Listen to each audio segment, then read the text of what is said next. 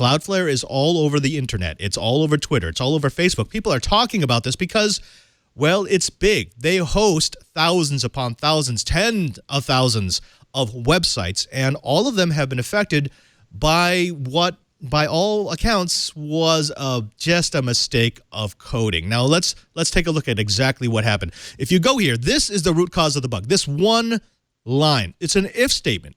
If plus pp is equal to pe, go to _test_eof, end of file. It looks really innocuous, but the problem is this line of code was supposed to let the program know if the pointer was going beyond the point at which it was supposed to go. In other words, the pointer was only supposed to look at the data, the memory cells that it was supposed to have access to. Unfortunately, that double equal, the equality operator, it wasn't supposed to be an equality operator. It was supposed to be a greater than. So in other words, if the pointer goes beyond the point at which it's supposed to end, then stop doing what you're doing. The way it's written here is if and only if the pointer is exactly equal to the end of that set of memory cells, then stop what you're doing. Most of the time, however, the pointer jumped over the equality operator, which meant that you could start writing memory cells that weren't supposed to be written out to your services. Now, all of this is a long way of saying that Cloudflare started publishing little bits and pieces, random bits of data that were cached by Google servers, which could be searched for. Now, that's a kind of a technical way of saying, oops. But here's the thing, and TWiET, I want to bring you in on this. This wasn't an error of coding. Cloudflare actually did the right thing. Their engineers did the right thing. They wrote it properly, but then they used Ragel, which is a parser, to convert their script into C code, which was then implemented on their services. They didn't use it properly. They even admit that they didn't use it properly, and they didn't check that equality operator later on. And when Ragel did the parsing, when it did the coding, it changed the greater than to the equality operator, and that's what's caused all the problem. That wasn't a problem. It wasn't an error with Ragel. It wasn't even really an error with the Cloudflare code. It was just a simple oversight when they were doing their checking. TWiET, we're going to see more and more of this because we have some incredibly popular software suites out there that make it very easy for you to code once and then transcode multiple times. This, however, shows you that even after you use one of these great suites, you still got to double check, triple check, and quadruple check the code, especially for something as important as buffer overflow checking. What's your take on this? Well, my take on this is I got a really strong case of deja vu. There was, back in the 1950s, a case where actually it was the Air Force had to destroy an Atlas II rocket because a programmer forgot a semicolon at the end of a line. And so it basically just kept going instead of going to a new line, and the rocket started going, well, off track, and they had to blow it up. This is really a problem, and it's happened time and time again. And I will say the Air Force project had many, many layers of quality checking, but we're human. And I don't know how to solve this yet. This is a really big computer science issue.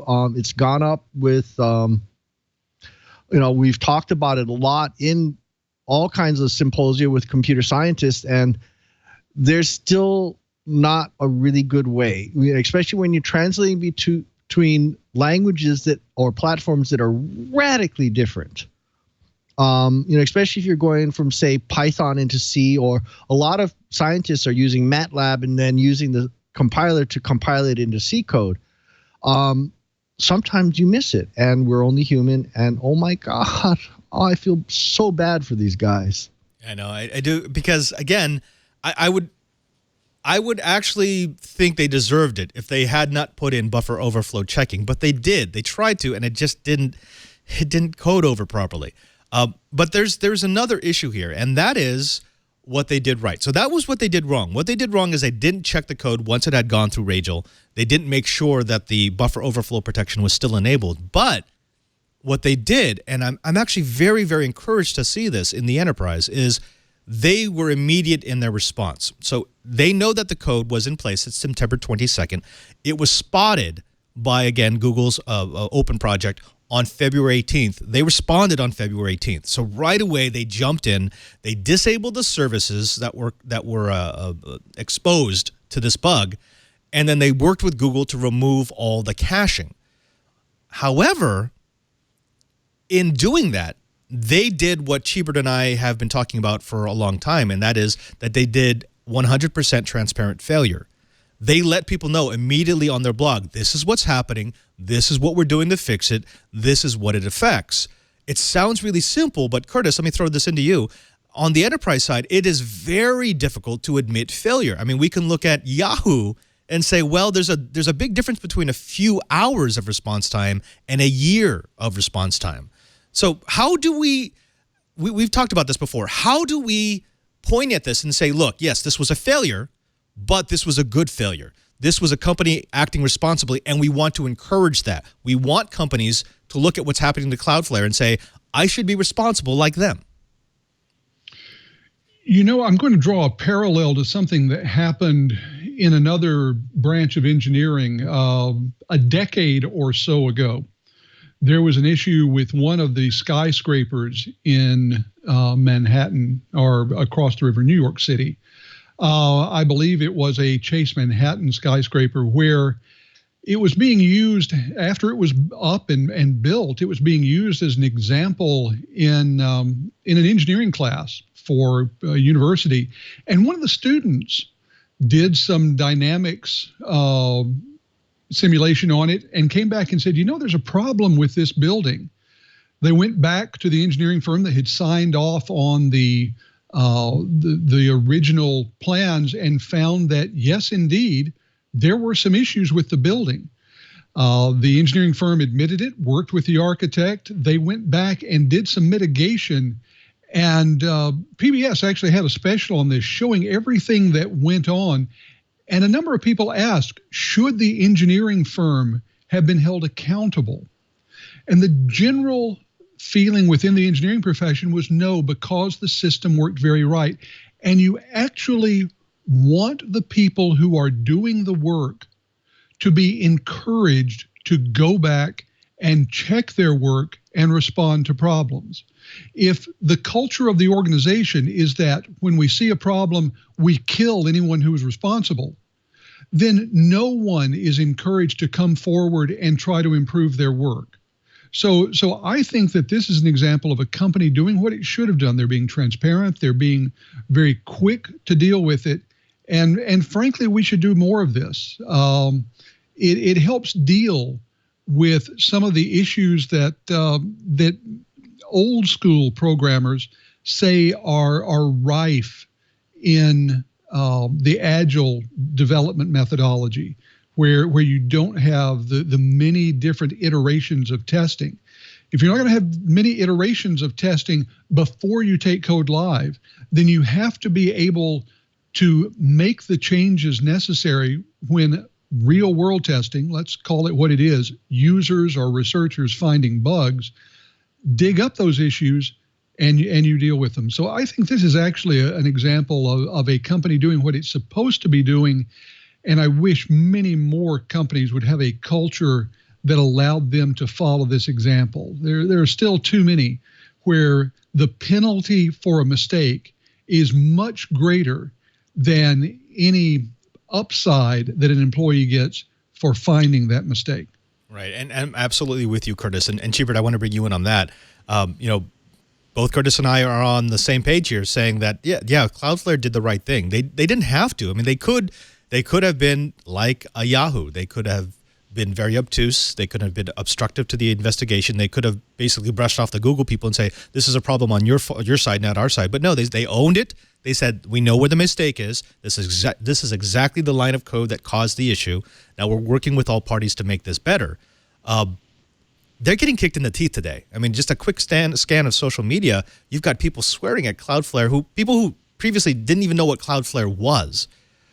And I think it sends the wrong message. It sends the wrong that if you are an enterprise that's trying to be responsible, we'll kick you. We'll kick you when you're down. And that does not encourage the transparent failure that we want. So how do we encourage that transparent failure?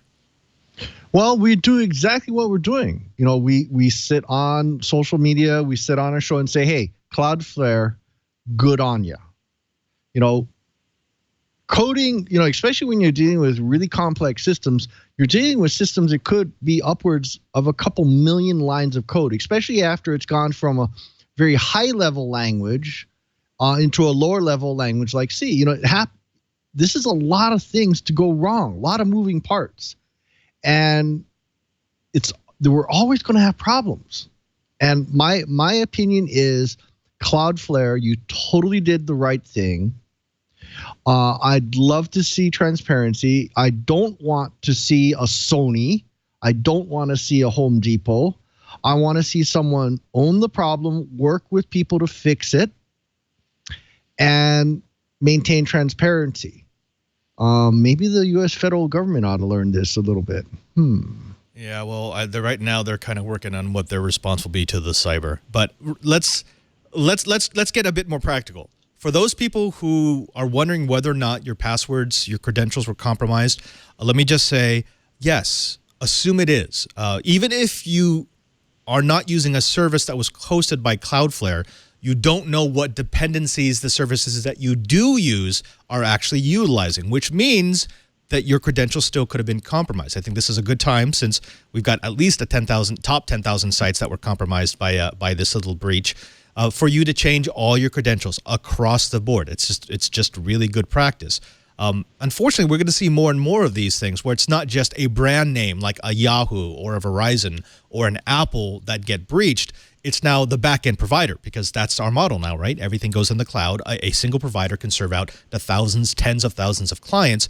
And if there is a mistake of this magnitude where random bits of memory were leaked out into the cloud, you'll never really know, and you can never really guarantee that your current credentials are safe. So my advice would be, you change everything. Today is the day where you go down your list and everything gets changed. Chibert, would you do that, or am I being too paranoid? No, actually, I've already started. I've got a password vault, and I'm actually going through and starting to change my passwords. I'm prioritizing anything that's got multi-factor authentication. I'm leaving to later, because I've literally got hundreds of passwords to change. But yeah, I've already started changing, and anything that has multi-factor now that didn't when I first set it up is getting multi-factor now. Yeah, that's it. What about you, Curtis? I mean, I know you've been relying on your very strong password 1234 for years, but is this now the time to maybe dump that? Yeah, I think I'm going to have to go to the much stronger ABCD. Oops, I said that out loud, didn't I? That's okay. Just make the E into the number 3. No one ever figures that out. Wow. See, there we go. This is the kind of practical information that people expect from TWiET. Yeah, I'm going to be doing some changing, and I have to say that this is one of those times when the cloud giveth and the cloud taketh away, because, in my case, there are any number of services now, and websites for that matter, where doing the change means not only changing them on the basic service, but going ahead and making the change to be reflected on my laptop computer, on my phone, on my tablet. It's amazing how far-reaching these changes are. And I think this is just one more example that shows us why we really need to move beyond the password when it comes to security. Do I know for sure what's next? No. But we need to move beyond the password, and I'm grateful for each and every one of the two-factor authentication schemes I have in place.